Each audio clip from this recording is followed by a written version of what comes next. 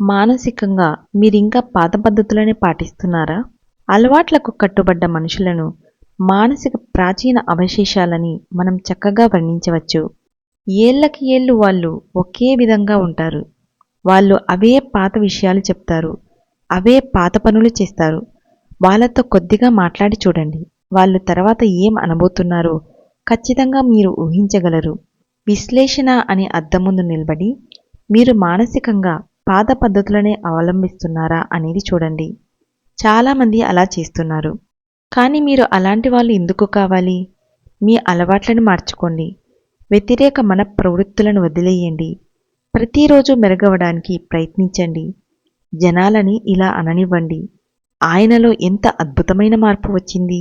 పాత అలవాట్లతో నిరుత్సాహపడిన మనస్సు మీద ఆత్మ సాక్షాత్కారం పొందిన మనిషి ఆధిపత్యం సాధించాడు.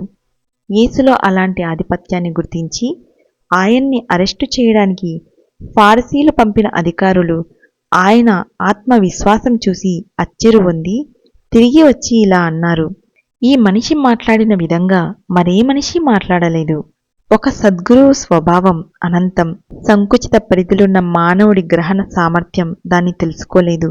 మా గురుదేవులు శ్రీ యుక్తేశ్వర్ గారి స్వభావాన్ని అంచనా వేయడంలో నేను సఫలీకృతుణ్ణి అయ్యానని అనుకున్నప్పుడల్లా ఆయన ప్రత్యేకమైన వారని, మహాత్ములని, వర్గీకరణకు అందని వారని నేను తెలుసుకున్నాను. ఒకనాటికి మీరు ఈ మధ్య శరీరం మీదున్న అనుబంధపు అలవాటును ముక్కలు చేసి తిరిగి దేవుడి దగ్గరకు వెళ్ళాలి. వేరే మార్గమే లేదు. భూమి మీద మీరు దారి తప్పిన వాళ్ళు. మీ అనంతత్వాన్ని తప్పకుండా తిరిగి కనిపెట్టాలి. శాశ్వతమైన మీ ఆత్మ స్వభావాన్ని ఎరగకుండా అలవాట్ల రొంపిలో ఉన్నంతకాలం మీరు ఎన్నటికీ సంతోషంగా ఉండలేరు. మీరు ఎవరనేది నిజంగా ముఖ్యం కాదు. శాశ్వతమైన ఆనందాన్ని పొందడానికి ఒకే ఒక్క మార్గం తిరిగి భగవంతుడి దగ్గరకు వెళ్ళడం. రెక్కలు కట్టుకొని ఈ భూతీరాలను మీరు వదలక్కరలేదు. అందుకు బదులుగా మీరిక్కడ ఇప్పుడు అన్ని రకాల పరిస్థితులలోనూ ఆనందంగా ఉండటం నేర్చుకోండి. మీ స్వకీయ ఆనందంలో ఇతరుల సంతోషాన్ని కూడా కలుపుకోండి. ఇతరులను సంతోషపరచడానికి మీరు మీ పరిధులు దాటిపోండి. మీరు అందరినీ సంతోషపెట్టలేరు.